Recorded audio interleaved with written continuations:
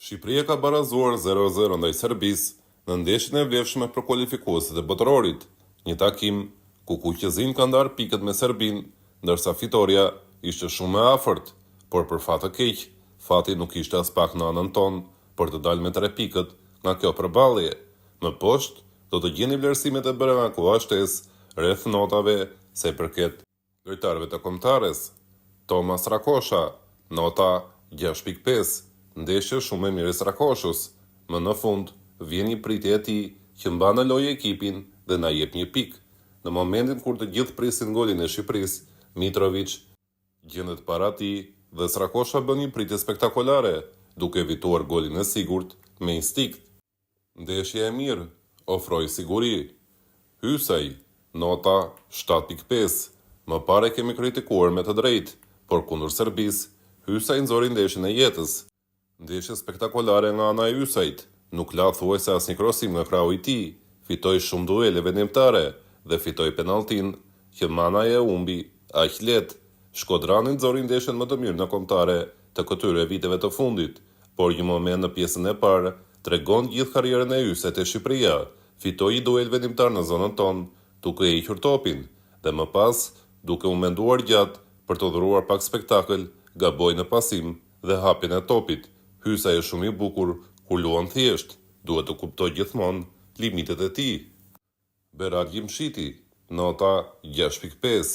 Diçka nuk po shkonde fort mirë për kapitenin ton dje kundër Serbisë.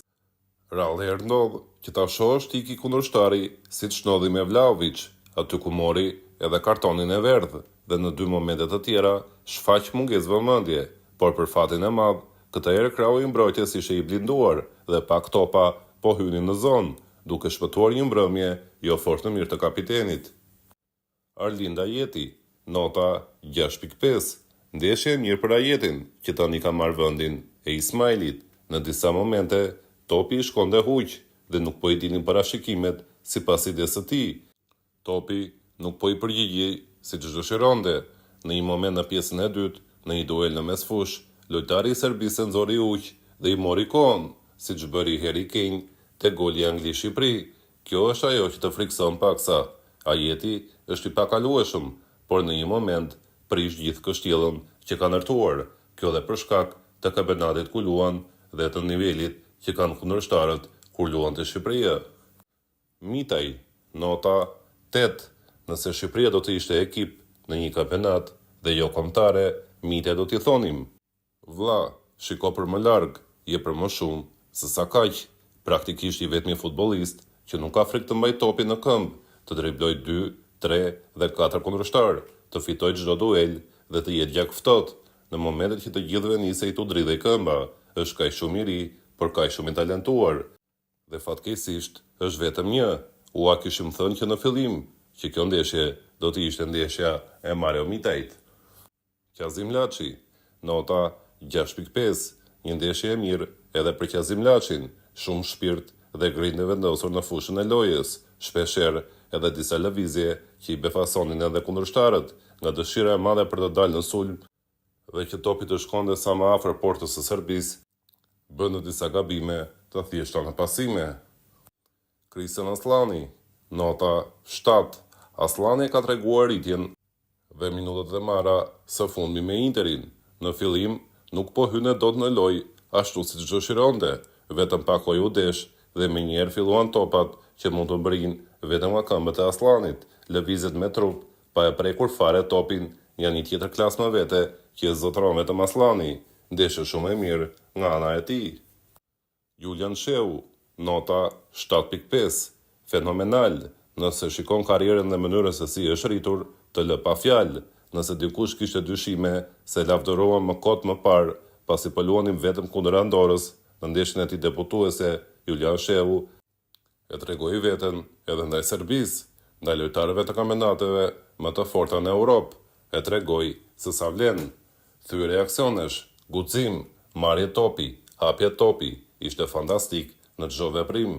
Tani mund të themi pa frikë se kemi gjetur gjasolën e ri. Armando Broja, nota 7.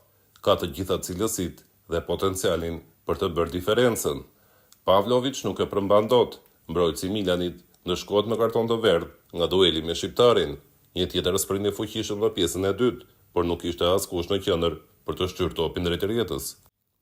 E tha edhe vetë pas ndeshjes, duhet të marrë minutat në klub për të shënuar më pas në kombëtare. Kështu mund të jap vetëm disa shpërthime, por ende pa shpërbyer deri në fund ngritjet në këmbë të tifozëve shqiptar sa herë që thirret emri i tij. Arber Hoxha, nota 6. Ndeshje jo e mirë për Arber Hoxhën, e kishte punën e vështirë dhe me dëshirën së madhe për të lënë mbrapa kundërshtarët në driblim, merrte disa vendime të gabuara, nuk kishte mbrëmja e tij, pavarësisht se ishin të gjitha shpresat te ai në krahun e majt. Rej Manaj, nota 4.5. Ishte i vetëm që duhet të luftonte mes 2-3 mbrojtësave të Serbisë, pasi Broja dhe Hoxha ishin më të hapur në krah. Milenković e kthene Van Dijk, serbi i merr thuajse të gjitha duelet në ajër. Manaj binte në tokë dhe nuk fitonte asnjëherë faull, duke i konsumuar fizikisht që në fillim të lojës, ndoshta edhe nga virozat që ka kaluar.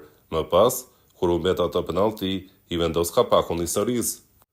Gjithashtu, edhe në atë sprint të fuqishëm të Brojës, që nxori një top përpara portës kundërshtare me një portë të zbrazur, Manaj nuk e nuati dhe nuk vrapoi që në fillim për të shtyr atë top drejt rrjetës, ishte më mbrapa se topi. Kështu u sfumuan 2 raste të pastra nga ana e Manajt. Penalltit mund t'i humbasin të gjithë lojtarët në përbot. Penalltit mund t'i humbasin edhe yjet e futbollit botëror, por jo kaq lehtë në një ndeshje Shqipëri-Serbi.